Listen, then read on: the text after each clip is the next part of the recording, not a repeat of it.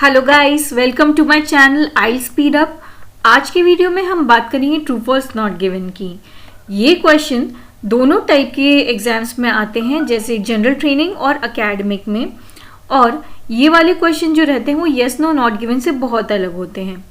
तो अब डायरेक्ट हम स्टार्ट करते हैं। जो बेसिक रूल हमको ध्यान में रखने हैं इन टाइप के क्वेश्चन को डील करने में, वो ये हैं कि क्वेश्चन ट्रू तब होगा जब क्वेश्चन में दी गई इंफॉर्मेशन और पैसेज में दी गई इंफॉर्मेशन एग्जैक्टली सेम होएगी। सिनोनिम्स तो ऑब्वियसली वो लोग यूज़ करेंगे, तो ये चीज़ का ध्यान रखना है कि दोनों की इंफॉर्मेशन सही सेम रहेगी, तब वो ट्रू होगा। फॉल्स तब होगा जब इंफॉर्मेशन जो क्वेश्चन में होगी और पैसेज में होगी वो कॉन्ट्राडिक्ट कर रही होगी।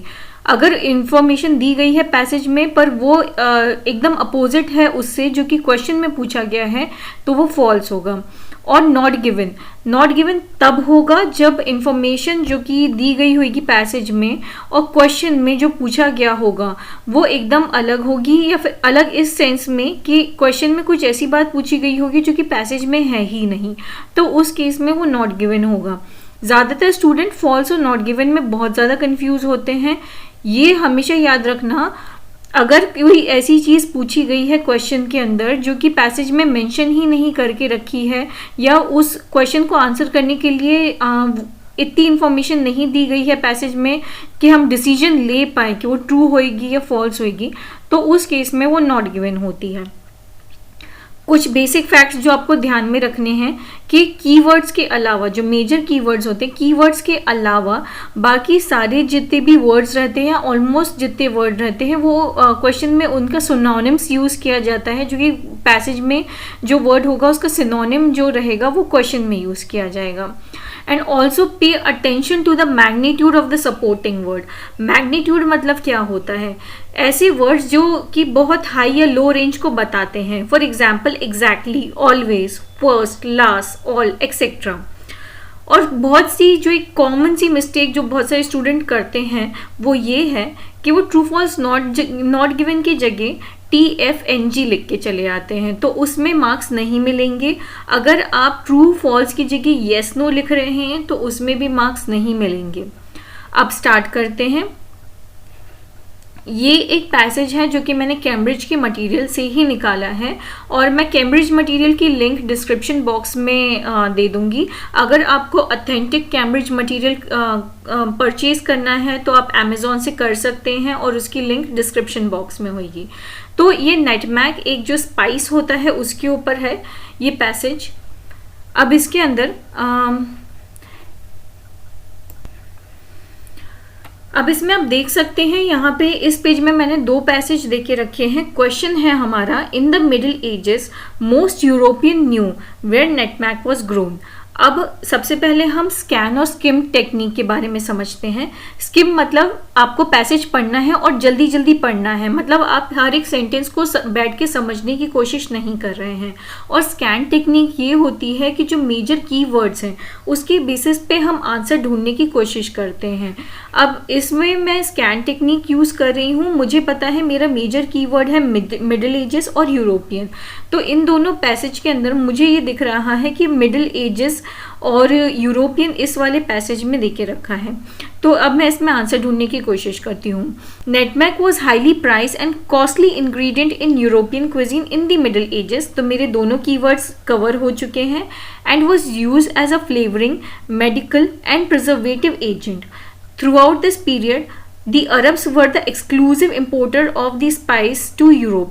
तो मतलब अरब जो थे वो इम्पोर्ट करते थे यूरोप में ये spice. They sold nutmeg at high price to the merchant based on Vienna।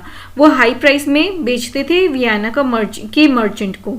But they never revealed the exact location of the source of this extremely valuable commodity। तो इसका हमारा आंसर जो रहेगा वो फॉल्स हो जाएगा, क्योंकि इसके अंदर जस्ट अपोजिट बात करी गई है कि यूरोपियन को पता थी उसकी लोकेशन, जो कि नहीं है, ऐसा नहीं है। इन दो लाइन से हमको कंप्लीटली इसका आइडिया मिल रहा है। नेक्स्ट मूव करते हैं। इसमें देखिए रखा है the VOC was the world's first major trading company. अब अगर मैं इसमें वीओसी मेरा मेजर कीवर्ड है, वीओसी का कोई रिप्लेसमेंट नहीं हो सकता, कोई सिनोनिम नहीं हो सकता। और यहाँ पे लिख के रखा है मैग्नीट्यूड वाले वर्ड जो यूज़ करके रखा है world's first major trading company. तो अब मैंने फिर से स्कैन किया, मैं इस वाले पैराग्राफ को मैंने बिल्कुल नहीं देखा, मैं स्कैन कर रही हूँ, फिर मेरे को दिख रहा है कि इस वाले पैराग्राफ के अंदर वीओसी मेंशन है। तो अब मैं इसको पढ़ना शुरू करती हूँ। In 1602 Dutch merchants found the VOC, उनने वीओसी इस्टेब्लिश करी, a trading corporation better known as the Dutch East India company. By 1670 the VOC was the richest commercial operation in the world, मतलब वो रिचेस्ट कमर्शियल ऑपरेशन थी world की। The company has 5000 employees world wide and a private army of 3000 men and a fleet of 200 ships। तो इसने एक information देके रखी है इन सब के बारे में। तो इसका आंसर जो रहेगा हमारा नॉट गिवन होगा, क्योंकि इसमें कहीं भी ये नहीं बता के रखा है कि वो वर्ल्ड की फर्स्ट मेजर ट्रेडिंग कंपनी थी। ये सिर्फ इंफॉर्मेशन है, इससे हम ये डिसीजन नहीं ले पाएंगे कि वो वर्ल्ड की फर्स्ट मेजर ट्रेडिंग कंपनी थी। अब हम नेक्स्ट वाले क्वेश्चन पे आते हैं। क्वेश्चन है फॉलोइंग द ट्रीटी ऑफ ब्राडा, एक ट्रीटी की बात करके रखी है, इसका भी कोई रिप्लेसमेंट नहीं होगा, तो ये हमारा मेजर कीवर्ड है। The Dutch has control of all the island where nutmeg grew, तो डच का कंट्रोल था हर उस आइलैंड पे जहाँ पे नेटमैक ग्रो करता था। अब हम लोग फिर से स्कैन करते हैं और स्कैन करके हमने ये देखा कि यहाँ पे ट्रीटी ऑफ ब्राडा लिखा हुआ है और यहाँ पे ये भी लिखा हुआ है कि Dutch now have a monopoly over the nutmeg trade which would last for another century. तो इसको देख के तो ये लग रहा है कि इसका आंसर ट्रू होगा। और फिर उसके बाद में अगर इधर पे देखें तो यहाँ पे ये भी लिखे रखा है the Dutch nutmeg monopoly was over, तो इससे ये है कि इसका फॉल्स हो सकता है, क्योंकि इसमें ये बोल के रखा है कि मोनोपोली डच की ओवर हो गई थी। तो Dutch was not the only person, was not the only country who was having control of nutmeg trade. तो अब इसमें अपन देखते हैं, क्योंकि यहाँ पे ट्रीटी ऑफ ब्राडा की बात करी हुई है तो मैं इस वाले पैराग्राफ को रिफर करूंगी और जहाँ पे जो मेजर कीवर्ड रहेगा उसके आसपास ही आंसर होगा, तो इसलिए हम लोग उसको ही रिफर करेंगे।